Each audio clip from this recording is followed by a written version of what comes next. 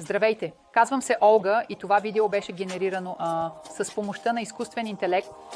Нобеловата награда за химия беше присъдена на американския учен Дейвид Бейкър и британските изследователи Джон Джъмпър и Демис Хасабис за революционна работа в изследването на структурата на протеините. Бейкър беше признат за разработването на методи за създаване на изцяло нови видове протеини, които някога се смятаха за невъзможни, отваряйки нови възможности в биохимията и медицината. Техните комбинирани приноси от изследванията на Бейкър от 2003 година до AI моделите на британския екип задълбочиха нашето разбиране за молекулярната биология и проправиха пътя за разработването на нови лекарства и терапии. Междувременно Нобеловата награда за физика почете САЩ, учения Джон Хопфилд и британския изследовател Джефри Хинтън за тяхната пионерска работа в машинното обучение.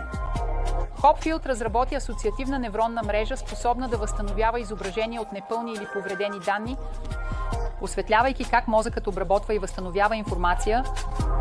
Тяхната работа през 80-те години положи основите на днешната AI революция, подчертавайки значението на теоретичните изследвания и интердисциплинарното сътрудничество в научния прогрес. Свържете се с Crowdy.ai, за да видите възможностите на нашите решения, интегрирани с вашия бизнес.